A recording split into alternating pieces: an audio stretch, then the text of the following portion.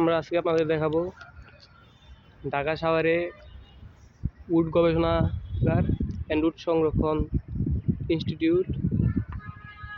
এখানে উট সংরক্ষণ করা হয় এবং উট নিয়ে বিভিন্ন রিসার্চ করা হয়। এই দেখতে পাচ্ছেন এখানে দুটো উট রয়েছে।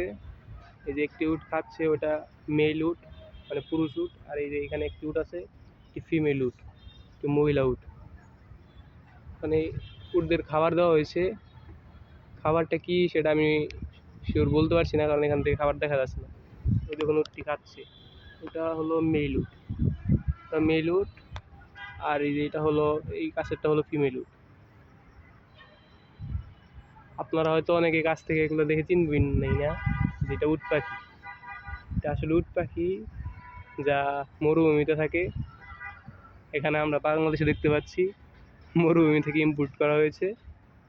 এই দেখেন খাচ্ছে, ওগুলো হয়তো ভুট্টার দানা গুঁড়া করা হয়েছে আর কি, ভেঙে, সাথে হয়তো অন্য কিছু মিক্স করা আছে, এই আর কি। দেখুন উটগুলো খাচ্ছে, অনেক সুন্দর লাগছে দেখতে।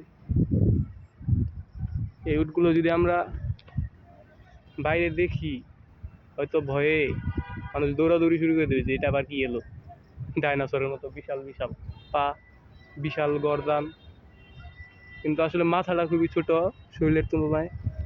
ওই যে ওই পাশে দেখতে পাচ্ছি আর উট রয়েছে, ওই যে দেখতে পাচ্ছেন। প্রথমে ভেবেছিলাম এই দুইটোই মাত্র উট হয়তো, এখন দেখি না, উট আরো রয়েছে ওইদিকে। এই যে দেখুন এই দুইটা,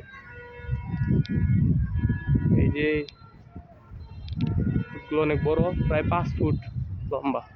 এই যে এখানে উট থাকে, আর ওই যে ভিতরে দেখা যাচ্ছে আরো দুইটা উট। এই যে এখানে আবার খাবার দাবারের জন্য জিনিসটা রয়েছে, যে মাপার জন্য মেশিন রয়েছে।